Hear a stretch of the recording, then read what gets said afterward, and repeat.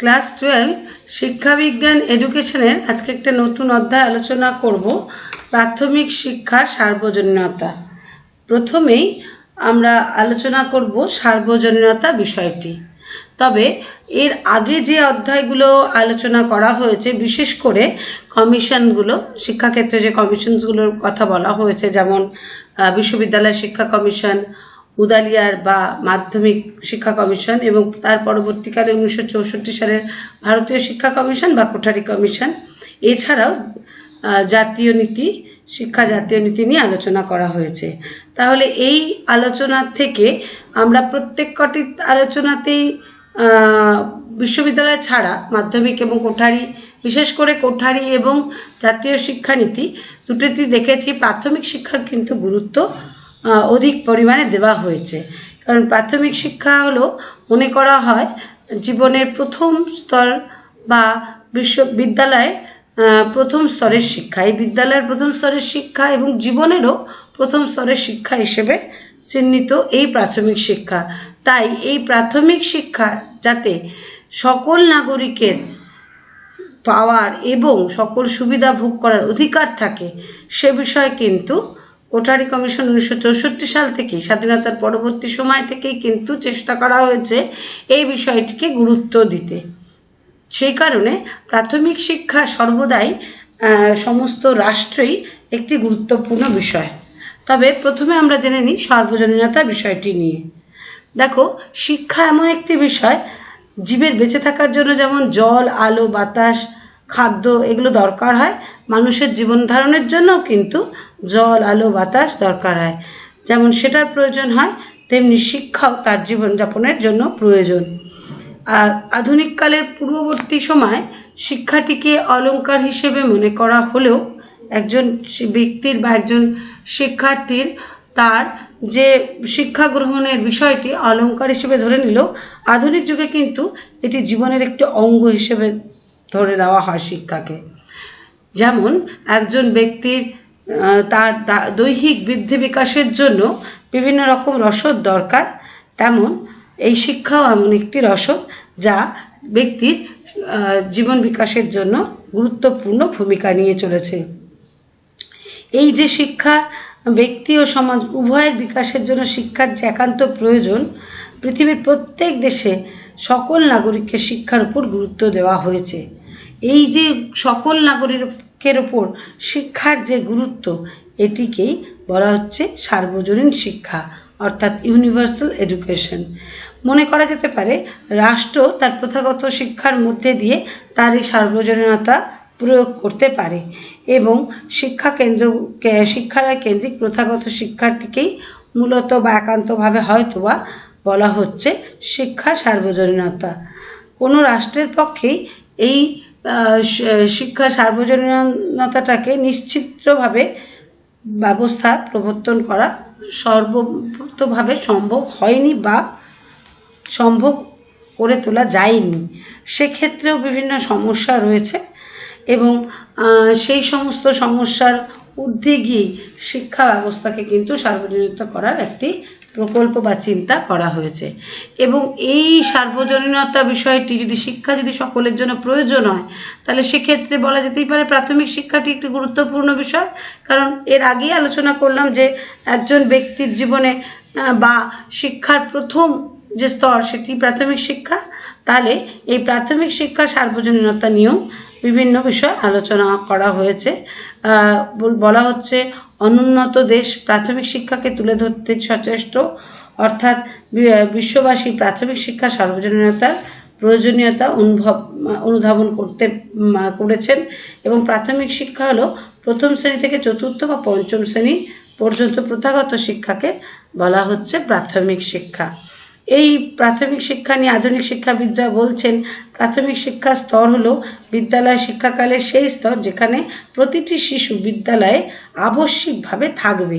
এবং 2000 খ্রিস্টাব্দের এপ্রিল মাসে সেনেগালের রাজধানী ঢাকা শহরে এখানে একটি দ্য ওয়ার্ল্ড এডুকেশন ফোরাম বসেছিল, যেখানে সার্বজনীন শিক্ষার বিষয়টি পরিকল্পিতভাবে আলোচনা করা হয় এবং তার পরিকল্পনাগুলো গ্রহণ করা হয় এবং সেগুলো রূপায়ণের জন্য ব্যবস্থা করা হয়। তাহলে এই বিষয়গুলি অর্থাৎ সর্বজনীনতা এবং প্রাথমিক শিক্ষা এটি একে অপরের সঙ্গে ওতপ্রোতভাবে জড়িয়ে রয়েছে। তাহলে সেক্ষেত্রে এই বিষয়টি অর্থাৎ প্রাথমিক শিক্ষার সর্বজনীনতার ক্ষেত্রে যদি আমরা সার্বজনীন শিক্ষার উদ্দেশ্যগুলি জানতে পারি তাহলে কিন্তু এই প্রাথমিক শিক্ষার ক্ষেত্রে সার্বজনীনতার প্রয়োজনীয়তা এটি আরও বেশি পরিষ্কার হয়ে উঠবে। তাহলে কথা বলা যেতে পারে যে প্রাথমিক শিক্ষায় বলা হয়েছে শিক্ষার সমসুযোগ যেন দেওয়া হয়, অর্থাৎ এই সমসুযোগ বিষয়টি এর আগে অন্যান্য কমিশনে আলোচনা করা হয়েছে, বিশেষ করে কোঠারি কমিশন এবং জাতীয় শিক্ষা নীতিতে। তাহলেও প্রাথমিক শিক্ষা সমসুযোগের বলতে শিশুকে প্রথাগত শিক্ষার অন্তর্ভুক্ত করতে হবে। এই উদ্দেশ্য সফল করার জন্য প্রয়োজন অধিক সংখ্যক বিদ্যালয় স্থাপন করা এবং অন্যান্য সুযোগ সুবিধাও সৃষ্টি করতে হবে। দেশের শিক্ষাযোগ্য সকল শিশু যাতে শিক্ষালয়ে যোগদান করে বা শিক্ষার সুযোগ গ্রহণ করে সে বিষয়ে নিশ্চিত হতে হবে। নবীন নাগরিকদের ক্ষেত্রে শিক্ষা গ্রহণকে আবশ্যক করতে হবে। এই বলা হয়েছে যে ন্যূনতম জাতীয় মান নির্ধারণ করতে হবে এই প্রাথমিক শিক্ষার এবং প্রথাগত শিক্ষা ব্যবস্থার ন্যূনতম কোনো স্তর পর্যন্ত অগ্রসর হলে কোনো ব্যক্তিকে শিক্ষিত হিসেবে চিহ্নিত করা হবে সেটিও নির্ধারণ করতে হবে। তাহলেই এই সমসুযোগটি কতটি প্রযোজ্য হয়েছে এটি বোঝা যাবে। এছাড়াও বলা হচ্ছে শিক্ষা অবৈতনিক হবে, অর্থাৎ শিক্ষাক্ষেত্রে সার্বজনীনতা আনতে হলে দেশের আর্থসামাজিক পটভূমিকেও সঠিকভাবে বিচার করতে হবে। শিক্ষাকে আবশ্যিক এবং সুযোগ সুবিধা সৃষ্টি করে ভারতের মতো দরিদ্র দেশের সকল নাগরিককে এককালীন শিক্ষার ব্যাপারে উৎসাহী করে তোলা যাবে না। বেশিরভাগ ক্ষেত্রে অর্থনৈতিক কারণে অভিভাবকগণ ছেলেমেয়েদের বিদ্যালয়ে পাঠানোর ব্যাপারে অনাগ্রহী হবেন। তাই এই যে ন্যূনতম শিক্ষার মান সেই শিক্ষাকে আবশ্যক করতে হলে সর্বস্তর থেকে বা সেই স্তরে যে স্তর অবধি তাকে শিক্ষিত বলা হবে সেই স্তর পর্যন্ত শিক্ষাকে অবৈতনিক বা নিঃশুল্ক করতে হবে, না হলে কিন্তু এই শিক্ষা বা এই সার্বজনীনতা সঠিকভাবে প্রয়োগ করা হবে না। এছাড়া বলা হচ্ছে নারীদের জন্য বা মেয়েদের জন্য শিক্ষা বিশেষ করে অবৈতনিক বাধ্যতামূলক করতে হবে এবং বিভিন্ন ক্ষেত্রে যাতে এই অবৈতনিকতাটাকে গুরুত্ব দেওয়া হয় সে বিষয়ে লক্ষ্য রাখতে হবে। এরপরে আলোচনা করা হয়েছে শিক্ষার্থীর চাহিদা পূরণ এই সার্বজনীনতার উদ্দেশ্য হওয়া উচিত। শিক্ষার্থীর চাহিদা বলতে সকল যুব সম্প্রদায় ও বয়স্ক শিক্ষকদের শিক্ষণের চাহিদা পূরণার্থে যথার্থ শিক্ষণ ও জীবনশৈলীর কর্মসূচি গ্রহণ করতে হবে। এই শিক্ষার উদ্দেশ্য কেবলমাত্র নির্দিষ্ট বয়সে নির্দিষ্ট ব্যক্তিদের নয়, নবীন প্রজন্মকে নয়, প্রবীণ অর্থাৎ বয়স্ক এবং যারা যুব সম্প্রদায় তারা যাতে যথাযথভাবে তাদের শিক্ষণ চাহিদা পূরণ করতে পারে সেদিকেও লক্ষ্য রাখতে হবে। এছাড়াও বলা হয়েছে শিক্ষায় লিঙ্গ সমতা রাখতে হবে, অর্থাৎ কোনোভাবেই যেন নির্দিষ্ট কোনো লিঙ্গের জন্য শিক্ষা না হয়। অর্থাৎ প্রাথমিক ও মাধ্যমিক শিক্ষার লিঙ্গ বৈষম্য 2005 খ্রিস্টাব্দের মধ্যে দূরীকরণ এবং শিক্ষায় লিঙ্গ সমতা আনয়নের নিমিত্তে 2015 খ্রিস্টাব্দের মধ্যে মেয়েদের উন্নত মানের শিক্ষা সম্পূর্ণ করতে হবে। কারণ তোমরা জানোই সর্বদাই বা এখনও বিভিন্ন অনুন্নত আমাদের ভারতবর্ষের যে সমস্ত রাজ্যগুলো রয়েছে কোথাও কোথাও মনে করা হয় নারীদের শিক্ষার প্রয়োজন নেই। তো সেক্ষেত্রে সার্বজনীন বা সর্বজনীনতা রক্ষা করতে গেলে দেশের সকল নাগরিককে শিক্ষা দিতে হবে। যেমন প্রতিবন্ধী বা কোনো কারণে মানসিক বা শারীরিকভাবে প্রতিবন্ধকতা রয়েছে যার, এবং যারা বয়স্ক যারা শিক্ষিত হতে পারেনি বয়সের সময়, এবং নারীদের জন্য যাতে সমানভাবে শিক্ষাদান করা যায় এইটি কিন্তু লক্ষ্য রাখতে হবে বা সেক্ষেত্রে গুরুত্ব দিতে হবে। শিক্ষায় উৎকর্ষতা একটি গুরুত্বপূর্ণ বিষয়বস্তু, অর্থাৎ এই সমস্ত শিশু শিক্ষার সুযোগ গ্রহণ না করতে পারে বা ন্যূনতম স্তরে পৌঁছানোর পূর্বে শিক্ষালয় থেকে চলে যেতে বাধ্য হতে পারে। এই সমস্ত পরিস্থিতিতে শিক্ষাক্ষেত্রে সার্বজনীনতা আনতে হলে শিশুরা যাতে অসম্পূর্ণ শিক্ষাকে সম্পূর্ণ করতে পারে এর জন্য উপযুক্ত ব্যবস্থা গ্রহণ করতে হবে, অর্থাৎ শিক্ষায় উৎকর্ষতা আনতে হবে। শিক্ষার বিভিন্ন দিকে বিশেষ করে সাক্ষরতা, সংখ্যা গণনা এবং প্রয়োজনীয় জীবনশৈলী শিক্ষণের ফলশ্রুতিতে সকলের উৎকর্ষতা সুনিশ্চিত করতে হবে। দেখা গেছে যে বিভিন্ন রিপোর্ট অনুযায়ী বলা হচ্ছে বিশ্বে 100 মিলিয়নেরও বেশি শিশু বিদ্যালয়মুখী হয়নি, শিক্ষার আলো তাদের আলোকিত করতে পারেনি। এই সমস্ত সংকট থেকে মুক্ত করতে গেলে এই সমস্ত উদ্দেশ্যগুলিকে গ্রহণ করেই শিক্ষাকে এগিয়ে নিয়ে যেতে হবে। ব্যক্তিসত্তার সুষম বিকাশের স্বার্থে সকলকে সার্বজনীন শিক্ষাসূচি কর্মসূচির সামিল করতে হবে। তাই বলা হয়েছে, ইউনেস্কো এই বিশেষ শিক্ষা নীতির কথা বলেছে, বলা হয়েছে যাতে সমস্ত শিক্ষার্থী তার শিক্ষা গ্রহণের মধ্যে দিয়ে এগিয়ে যেতে পারে, সমস্ত দিকের যাতে তার বিকাশ ঘটতে পারে সেদিকে লক্ষ্য রাখার কথা কিন্তু বলা হয়েছে। এইভাবেই শিক্ষার উৎকর্ষ তা সম্ভব। তাই বলা যেতে পারে প্রাথমিক শিক্ষা সার্বজনীনতায় এর উদ্দেশ্যগুলি এই বিষয়গুলিকে কেন্দ্র করেই গড়ে তোলা হবে বা হয়েছে, বা এই বিষয়গুলিকেই গুরুত্ব দিয়ে এই শিক্ষা সম্পন্ন করতে হবে। আমরা জানি এই সার্বজনীনতা একটি গুরুত্বপূর্ণ বিষয়বস্তু শিক্ষার ক্ষেত্রে, এবং সেক্ষেত্রে প্রাথমিক শিক্ষাকে গুরুত্ব দেওয়া হয়েছে। তবে এটিও দেখা যায় যে সার্বজনীনতাকরণের বিভিন্ন সমস্যা রয়েছে। প্রথম সমস্যা হিসেবে বলা যেতে পারে অর্থের অভাব, অর্থাৎ আমাদের মতো দরিদ্র দেশে সকলের কিন্তু অর্থনৈতিক অবস্থা সমান নয়। তার ফলে তারা কিন্তু সঠিকভাবে সঠিক সময় শিক্ষা দান করতে পারে না। সার্বজনীন শিক্ষার পরিবর্তে একটি বড় বাধা হলো সরকারি অর্থাভাব, অর্থাৎ শিক্ষার ক্ষেত্রে বা শিক্ষার জন্য অর্থাভাবের অজুহাতে বিভিন্ন দেশগুলিও দেখা যায় শিক্ষার ক্ষেত্রে অনুন্নত হয়ে পড়ে।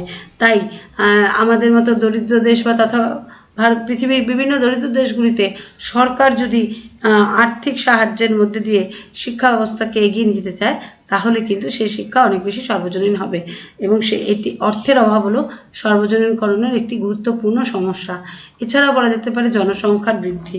আমরা জানি যে ভারতবর্ষ এবং অন্যান্য অনেক ছোট ছোট দেশ রয়েছে যেখানে জনসংখ্যা অধিক পরিমাণে। এই জনসংখ্যা অধিক হলে সকলকে শিক্ষিত করা বা তাদের জন্য সরকারের দায়িত্ব নেওয়া হয়তো সর্বদা সম্ভব হয়ে ওঠে না। তাই এক্ষেত্রে গুরুত্বপূর্ণ একটি সমস্যার সৃষ্টি করে জনসংখ্যা বৃদ্ধি। তাই জনসংখ্যা নিয়ন্ত্রণের দিকেও গুরুত্ব দেওয়া উচিত। দারিদ্রতা ও উদাসীনতা, অর্থাৎ এই আমাদের মতো ভারতবর্ষ দেশে যেমন দারিদ্রতা রয়েছে, এই দারিদ্রতার কারণেই শিক্ষার প্রয়োজনীয়তা সম্বন্ধে পিতামাতা বা অভিভাবক কেউ খুব একটা গুরুত্ব দেয় না, বা দেখা যায় যে বিভিন্ন সময় বিভিন্ন কারণেও এই দারিদ্রতার বিষয়বস্তুটিকে গুরুত্ব দিয়ে দেখা গেছে যে সাধারণভাবে তারা অশিক্ষিতই রয়ে গেছে। অর্থাৎ অভিভাবকদের দারিদ্রতা ও উদাসীনতা সার্বজনীন শিক্ষার প্রবর্তনের পথে একটি বড় বাধা হয়েছে। কুসংস্কারগ্রস্ত, অশিক্ষিত ও দরিদ্র অভিভাবক শিক্ষার প্রয়োজনীয়তা সম্পর্কে উদাসীন। অন্ন বস্ত্রের অভাব মেটাতে অভিভাবকেরা ছেলে মেয়েদের স্কুলে পাঠাবার চেয়ে শিশু শ্রমিক হিসেবে নিয়োগ করার জন্যই বেশি উৎসাহিত হয়।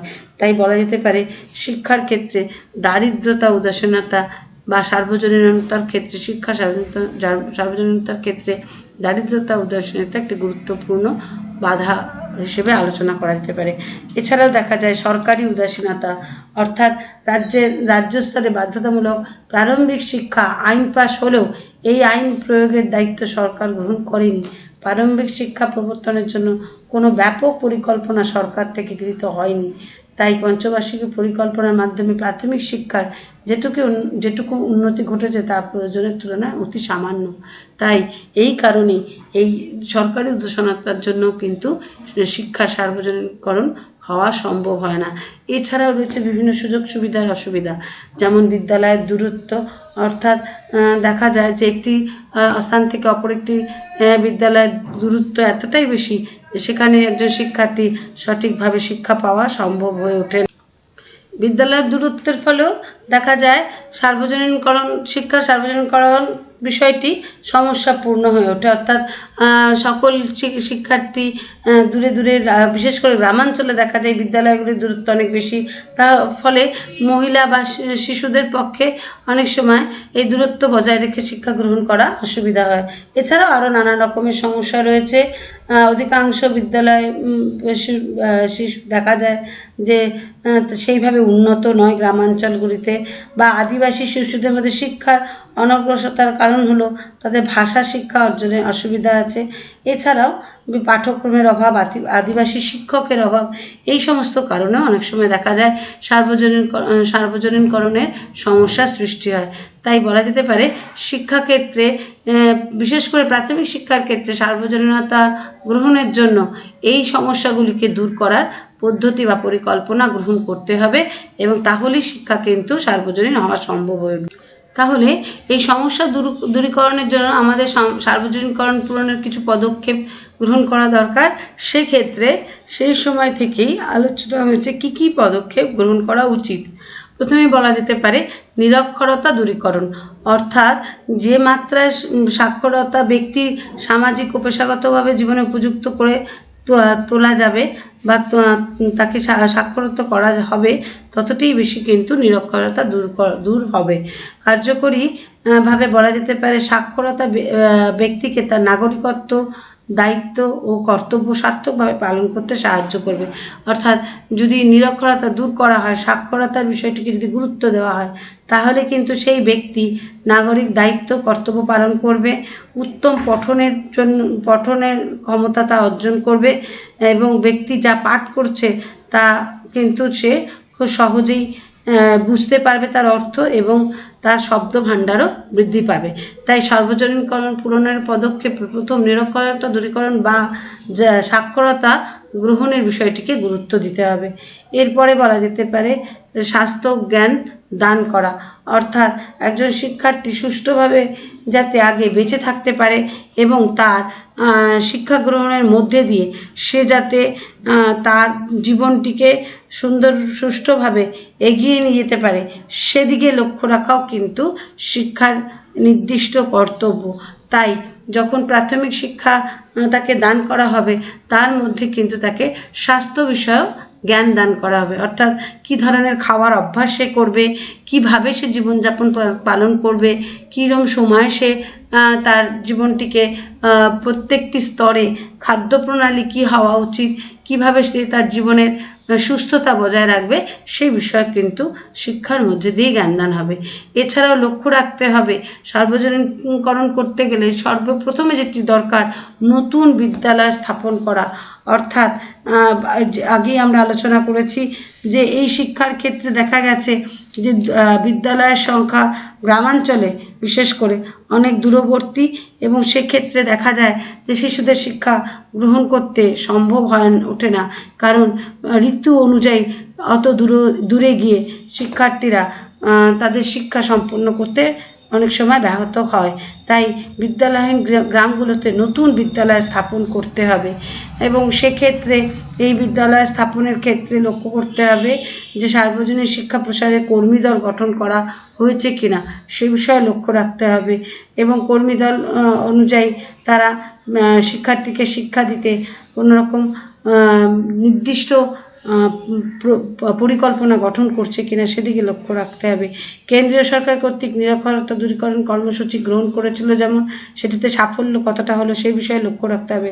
প্রাথমিক বিদ্যালয়গুলিতে দৈন্যতা দেখে কেন্দ্রীয় বিদ্যালয় বা কেন্দ্রীয় মানব সম্পদ যে অপারেশন ব্ল্যাকবোর্ডের কথা বলেছেন, সেই পরিকল্পনা সফল হলো কিনা এই নতুন বিদ্যালয়গুলিতে, সেগুলির দিকেও লক্ষ্য রাখতে হবে। এবং বলা হয়েছে যে সার্বজনীন শিক্ষার অঙ্গ হিসেবে প্রাথমিক শিক্ষার ক্ষেত্রে প্রোগ্রাম অফ অ্যাকশন এ বিষয়ে গুরুত্ব দিয়ে গড়ে তোলার চিন্তা করা হয়েছে, এবং সেগুলিকে গুরুত্ব দিয়ে এগিয়ে নিয়ে যাওয়ার কথা বলা হয়েছে। সেই জন্য এই সমস্ত ক্ষেত্রে শিক্ষার বিদ্যালয়, নতুন বিদ্যালয়ে সেগুলি গঠন হলো কিনা সেদিকে লক্ষ্য করলেই কিন্তু এই সার্বজনীনকরণ অনেক বেশি সহজসাধ্য হবে। এছাড়াও বলা যেতে পারে বয়স্ক শিক্ষা, এটি একটি গুরুত্বপূর্ণ সামাজিক শিক্ষা বা সামাজিক বিষয়। বলা হয়েছে যে এই বয়স্ক শিক্ষা কে সামাজিক শিক্ষা হিসেবেও চিহ্নিত করা হয়েছে এবং বলা হয় যে বয়স্কদের যাতে শিক্ষাদান করা যায়, কারণ সকলে কিন্তু আমাদের এই ভারতবর্ষে এই ত্রুটি সর্বাধিকভাবে পরিলক্ষিত যে সকলে সমান বয়সে বা একই বয়সে বয়স অনুযায়ী শিক্ষা গ্রহণ করতে পারে না, কারণ ভারত দারিদ্রতাপূর্ণ দেশ এবং এই দারিদ্রতার জন্য তারা হয়তো সকলে সমান বয়সে একই বয়সে শিক্ষা লাভ করতে পারে না এবং নির্ধারিত সূচি অনুযায়ী যে বয়সে শিক্ষা গ্রহণ করার কথা হয়তো সে বয়সেও শিক্ষার্থীরা শিক্ষা গ্রহণ করতে পারে না। তাই লক্ষ্য রাখতে হবে সার্বজনীনকরণের পদক্ষেপের আর মূল বা প্রধান অপর আরেকটি পদক্ষেপ হলো বয়স্কদের শিক্ষার ব্যবস্থা করতে হবে। এছাড়াও সর্বশিক্ষা অভিযান বলতে বোঝানো হয়েছে প্রাথমিক শিক্ষাকে, অর্থাৎ এই সর্বশিক্ষা অভিযানের পদক্ষেপটি নিলে তবেই কিন্তু শিক্ষা সার্বজনীনতা অনেক বেশি এগিয়ে যেতে পারবে।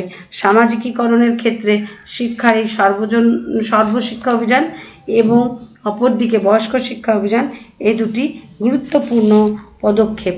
এই দুটির দিকে গুরুত্ব দিয়েই কিন্তু শিক্ষার বিষয়বস্তুকে এগোনো সম্ভব।